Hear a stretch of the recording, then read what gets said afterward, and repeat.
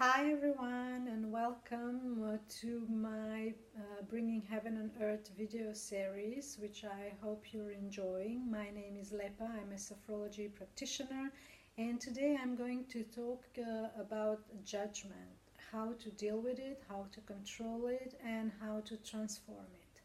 This is really a huge issue. I think it concerns everybody, including me, of course. And I don't know about you, but I haven't met yet in my life anyone who is not being judgmental or critical or cynical in a way. And as I said, it is a huge issue. It was a huge issue for me, at least until I've learned some techniques and tools that helped me to deal with it and control it and transform it into a beautiful practice that it's not only beneficial for me but for everybody else around me. So it, the influence that it had on my life was especially on my relationships. I just couldn't find a way to express myself, my observations, and my needs without being judgmental or critical towards others. That would make the other person to feel like I was attacking them personally, and then they would either be defensive, or they would be offensive, or they would simply ignore me, which was the worst form of punishment for me, because I knew how to continue being defensive or offensive, but I just didn't know how to deal with someone who was ignoring me. So anyway, the first thing I learned from my spiritual teacher on my personal development path was that I was not, and I am not responsible for other people's lives, behaviors, thoughts, feelings, actions, and reactions, but I'm only responsible for my own life, for my own thoughts and feelings and actions and reactions. So this was a huge aha moment for me. So let me repeat it.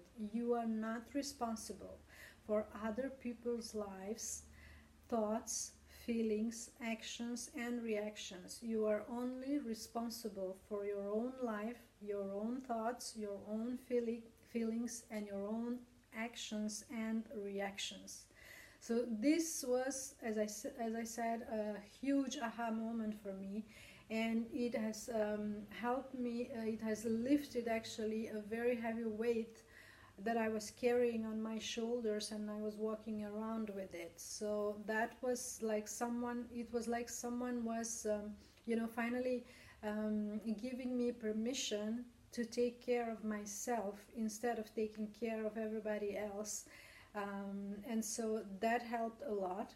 The second thing that I learned was that the mind is like a monkey. It will jump around all the time without ever taking a rest. So how do you deal with that? How do you deal with your mind, and how do you deal with this monkey? Well, there are ways, and let me share them with you. So first thing is to learn how to meditate, how to still your mind. It is not easy at the beginning, but it's really worth of trying, especially if you are someone like I was, which was someone who was very impatient and nervous and anxious. I actually couldn't sit for 2 minutes still and, meditate. So, but I gave it a try, and I tried and I tried, and I was persistent, and I finally arrived to being able to meditate for 20 minutes and half an hour and even 1 hour I can do today. So, but it includes also, writing or saying affirmations and chanting mantras, etc. So that's the first thing you learn. Once you've learned and you've managed to sit for longer than 2 minutes and meditate, you might want to try and learn another relaxation technique like yoga or sophrology.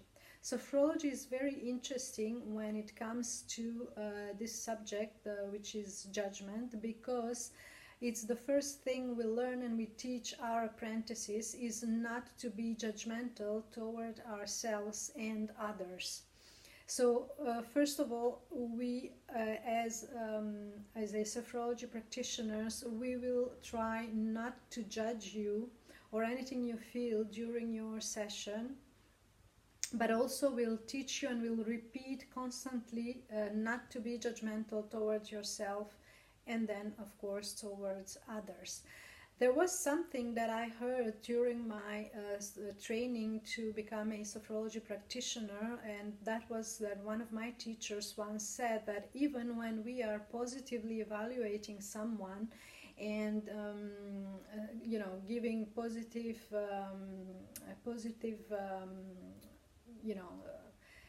opinion about someone or something, we are still judging. And I was like, what? I mean, if I can not be positive towards someone and or something, or towards my apprentices and tell them, okay, this was good what you felt during your practice, then what, But I decided to give it a try, and I do encourage my apprentices whenever they share anything positive from their practice, from the sensations that I felt, but I try not to influence the way they will use in order to arrive to feeling those positive feelings or sensations during their sessions. So I try to be as neutral as possible, but I do encourage them whenever they feel something positive.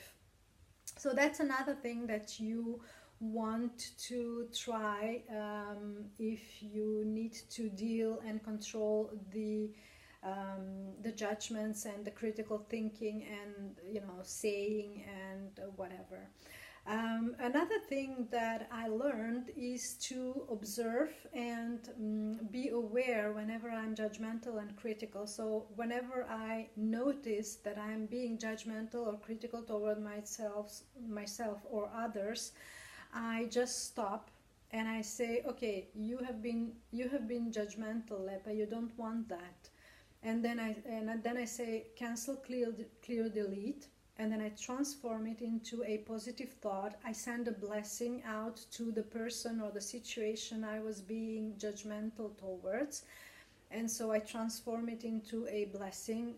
I usually send love, light, and blessings to anybody I was being judgmental or critical toward. And then there is another thing that I learned from my teachers. So the first one was cancel, clear, delete. I learned that from Doreen Virtue and Radley Valentine when I was following their online course to become an angel card reader. And the second one that I will teach you now, I learned from another angel expert, Diana Cooper. And she taught me to actually send out blessings everywhere I am to whenever situation I meet or whomever I meet on my path. So I use this when I'm walking on the street, when I'm using public transportation, or am in a car.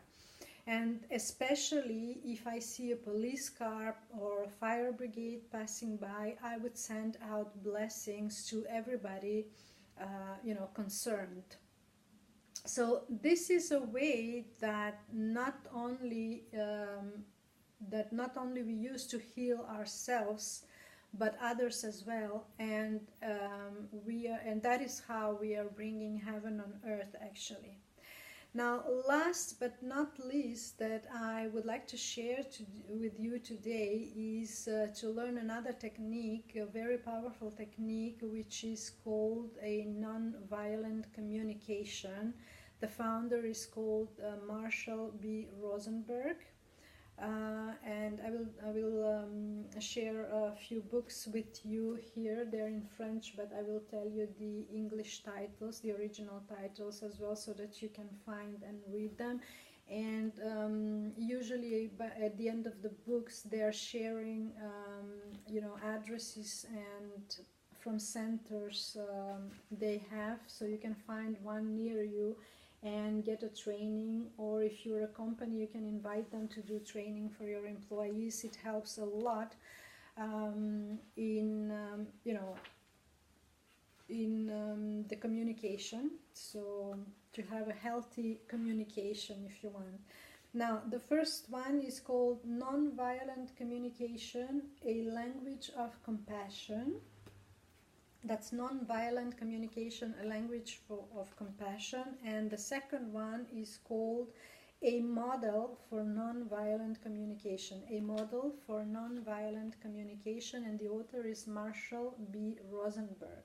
So you might want to learn this as well. So, dear friends, I hope this video has been helpful. I hope you're learning, I hope you're practicing, I hope you're sharing these videos with people that you think might benefit from. And I'm going to share with you in the next video my experience with burnout, how to deal with it, and how to prevent it, how I dealt with it, and how to prevent it eventually. And I will also make a big announcement about the next project that I am about to start very, very soon. So thank you for watching, thank you for sharing, thank you for your comments and likes, and you can find out more about how you can be accompanied by me on these and other subjects on my website amazingconsciousness.com or amazingsophrology.be, so that's B for Belgium, BE. And until the next time, breathe, relax, grow, prosper, learn, thrive, and send out as many blessings as you can everywhere around you. It will heal the planet, and it will especially heal you, because whatever we do, whatever we think, whatever we feel about others, we actually do and think and feel about ourselves, because it always comes back to us in one way or another, in one form or another, like a boomerang. So just feed the kind one, the generous one, the loving one, and not the angry, frustrated one, and you'll be fine. So until next time, I send you a lot of love, light and blessings, and see you soon. Bye bye. Thank you.